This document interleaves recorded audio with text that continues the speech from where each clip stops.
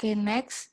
Jadi perjalanan program imunisasi dan PD3 itu seperti ini. Nantinya kalaupun dia ada KLB atau kejadian luar biasa, maka imunisasi tersebut akan di-stop di sini. Sehingga untuk tidak dilakukan lagi imunisasi, tapi kalaupun laporannya tidak ada, berarti imunisasinya udah bagus. Jadi tidak perlu untuk dilakukan stop untuk imunisasi, seperti itu.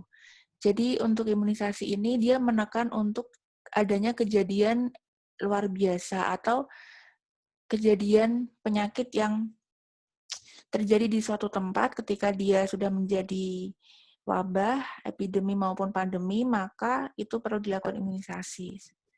Nah, kalau dia sudah sampai di era eradikasi atau tidak ada penyakit itu di dunia ini, maka imunisasinya bisa untuk di-stop pada saat itu juga. Tapi untuk eradikasi ini biasanya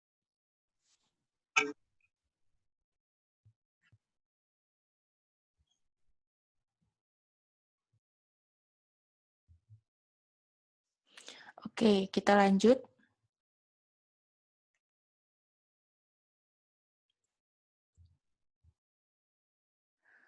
Untuk surveillance KIPI, untuk pengertiannya adalah suatu proses pemantauan, pengobatan dan perawatan, pelaporan investigasi, maupun penanggulangan kajian rekomendasi semua reaksi simpang atau KIPI setelah pemberian imunisasi. Jadi di sini ada surveillance KIPI itu untuk menanggulangi, dan kita juga mengetahui apakah manfaatnya untuk keamanan vaksin, apakah sudah sesuai dengan prosedur, kemudian untuk meningkatkan kualitas juga, dan kredibilitas dari program imunisasi.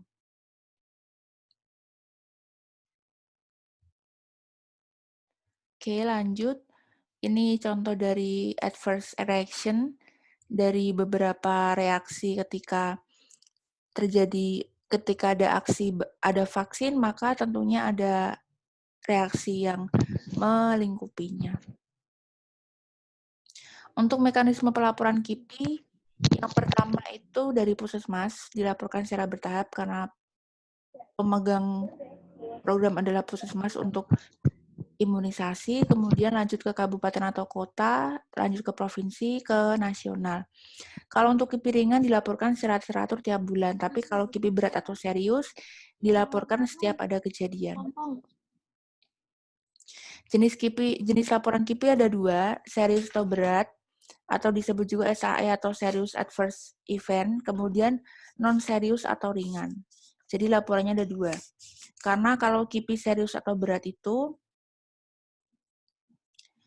KIPI yang diduganya KIPI-nya tunggal. Jadi KIPI-nya dia kejadian pasca imunisasi ini tunggal, biasanya satu orang dengan tempat yang berbeda mungkin bisa. Kemudian dia sampai sakit, rawat inap, dia sampai cacat, kemudian biasanya mengancam kematian atau kehidupannya, dan juga mengancam kekhawatiran masyarakat. Kalau KIPI non-serius atau ringan, biasanya tidak serius dan tidak menimbulkan risiko potensial terhadap kesehatan penerimanya. Jadi untuk jenis laporannya ini adalah ada dua. Kemudian lanjut ke KIPI serius versus berat. Bedanya ada di kalau KIPI serius itu dia tidak mengenakan, bisa mengancam kematian, mengancam jiwa, dirawat sampai di rumah sakit. Biasanya bisa cacat serius atau permanen. Kemudian kelainan kongenital, kemudian membutuhkan tindakan guna mencegah cacat atau kerusakan permanen, menimbulkan keresahan juga di masyarakat. Kemudian juga untuk KIPI yang serius ini juga akan menimbulkan kesan di masyarakat. Jadi sudah mungkin isu-isu beredar seperti itu. Kalau KIPI berat, dia reaksi berat KIPI, dia tidak berhubungan dengan masalah medis jangka panjang, tapi biasanya masalah medis minor, artinya mungkin demam. Sehingga demam itu pun digolongkan apakah dia demamnya ringan ataupun sedang. Untuk alur pelaporan KIPI non serius, dari alur pelaporannya ke atas dari Puskesmas, ke Dinkes, kemudian ke Dinkes Provinsi, kemudian ke Subdit dari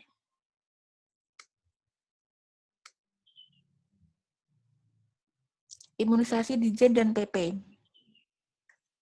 Kementerian Kesehatan, kemudian balik lagi untuk dilakukan evaluasi.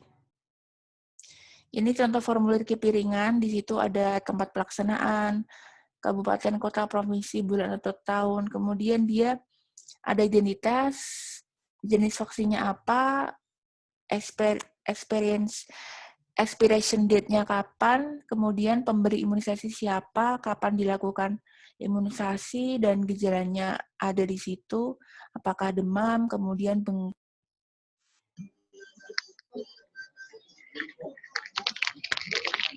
Oke, kita lanjut ya. Tadi sudah formulir ringan. Kemudian selanjutnya pelaporannya hampir sama seperti tadi. Jadi tetap dilakukan ke atas, kemudian evaluasinya ke bawah. Kemudian pelaporan KIPI serius.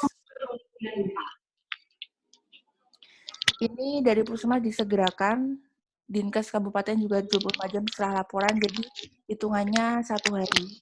Dari kabupaten ke provinsi juga 1 hari, kemudian dengan Komnas PPKIPI juga sampai 1 harian. Jadi kalau misal dihitung mungkin minimal ketika ada KIPI minimal 3 hari setelah ada KIPI serius, karena juga di sini meresahkan masyarakat, sudah ada isu-isu dan sebagainya. Di sini dari peraturannya seperti ini, minimal, tapi juga belum tentu di lapangan seperti itu, mungkin terkait jarak juga, tapi pada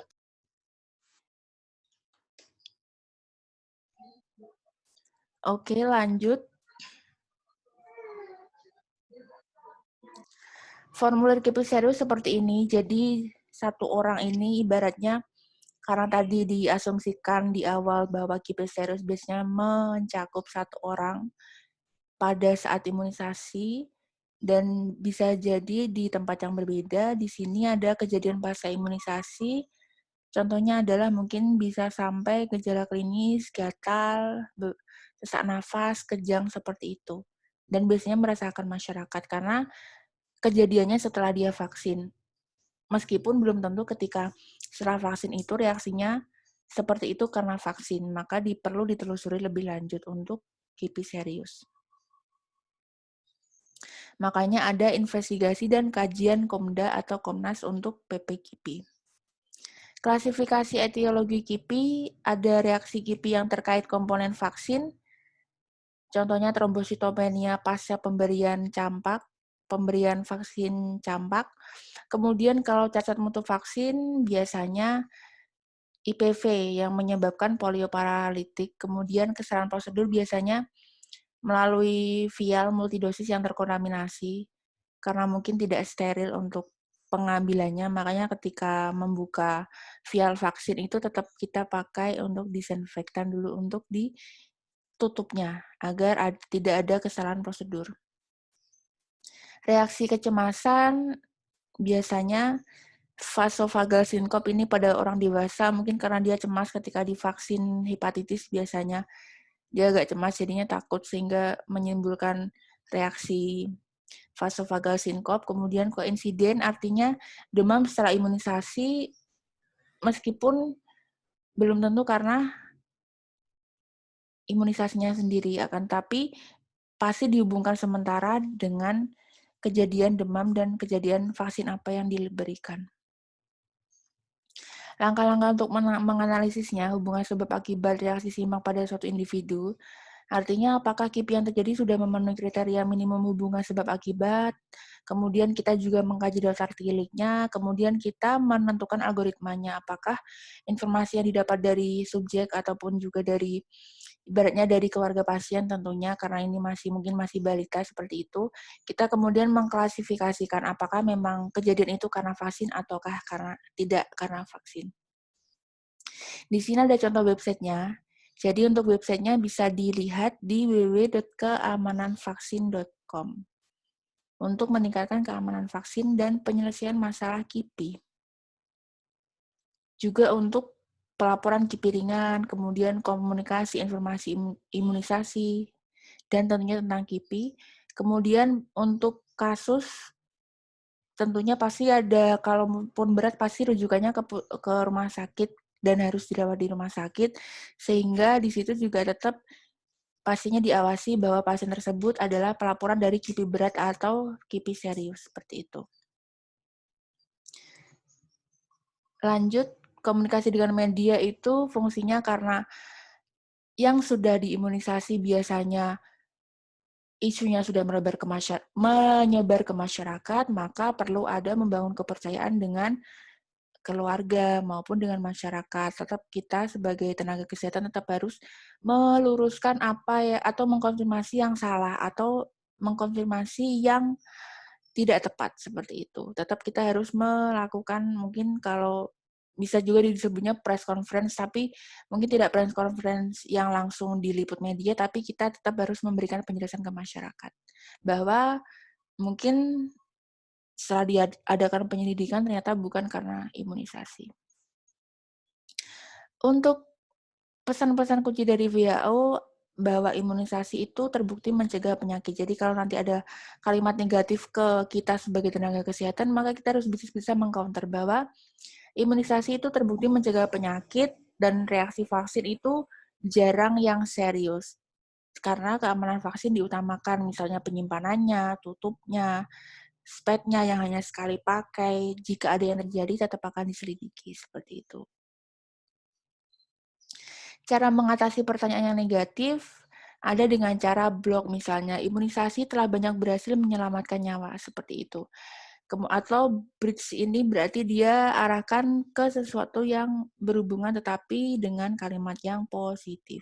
Jadi kita tetap pakai kalimat yang positif untuk membangun, kemudian kita mengkoreksi ketika ada informasi yang salah, kita koreksi dengan interviewernya, dan tetap stay cool meskipun kondisinya sangat buruk. Coba kita jawab tanpa rasa marah, tanpa atau defensif, atau tetap kita harus menjawabnya dengan rasa persahabatan, sopan, dan hangat ke masyarakatnya. Meskipun ibaratnya masyarakat sudah emosi, mungkin pengen istilahnya terjadi kericuhan massa mungkin ya. Itu bisa terjadi di masyarakat, bisa terjadi karena mungkin diarahkan oleh suatu isu yang tidak jelas, tetap kita harus tetap stay cool di suasana yang seperti itu. Kemudian be assertive ini kita jawab dengan tegas, tanpa agresif, tidak berusaha menggurui, tapi kita juga jangan kasar ataupun memaksa. Seperti itu untuk mengatasi pertanyaan yang negatif. Jadi kesimpulannya, KIPI itu resiko program imunisasi, tapi pelaksanaan imunisasi yang baik itu mengurangi KIPI dan perlu diketahui untuk pengetahuan imunisasinya harus mendalam sebagai tenaga kesehatan. Karena penanganan KIPI yang baik dan komprehensif itu akan menunjang program imunisasi yang baik pula. Ini untuk pesan-pesannya dari yang harus diingat bahwa ketika KIPI-nya serius rendah, berarti persepsi masyarakat terhadap keamanan vaksin itu tinggi dan pasti kepercayaannya ke tenaga kesehatan juga pasti akan tinggi seperti itu. Oke, sekian untuk presentasinya kali ini. Jadi untuk presentasi sudah selesai. Sekarang saya akan memberikan 2 pertanyaan untuk evaluasi. Tadi mungkin sudah belajar ya untuk KIPI.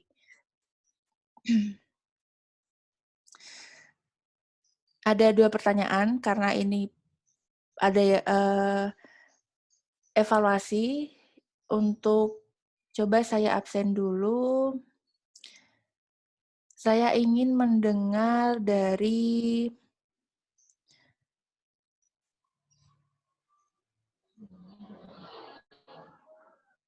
dari Wahyu.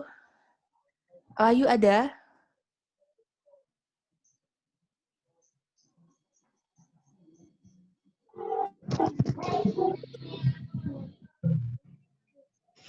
Suaranya ada?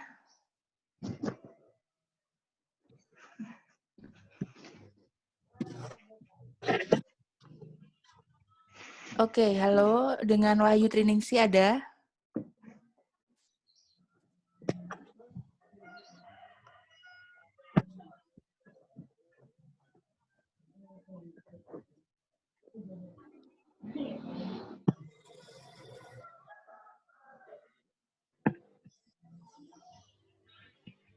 Tidak ada suara, apakah masih di situ atau sudah keluar?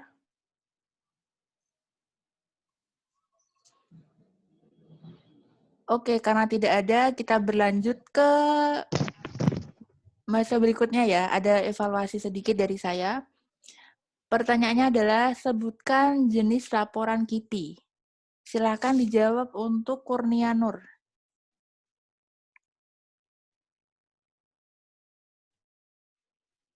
Coba ini ya, saya random ya.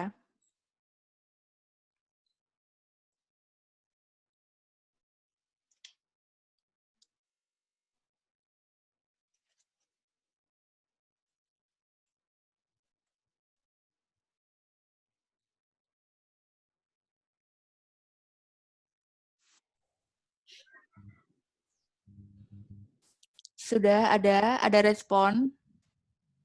Ada. Oke, silakan dijawab. Sebutkan jenis laporan KIPI. Ada berapa?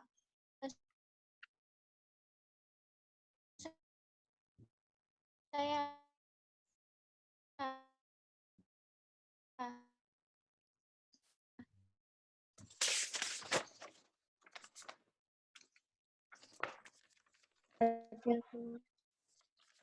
Oke.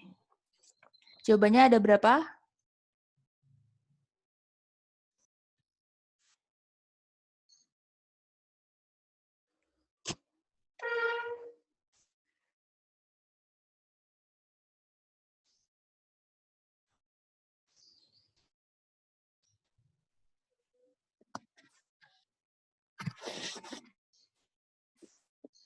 Sudah bisa dijawab? Kalau misal sementara tidak bisa, suaranya masih belum bisa, mungkin bisa diketik ya di chat-nya, mungkin bisa.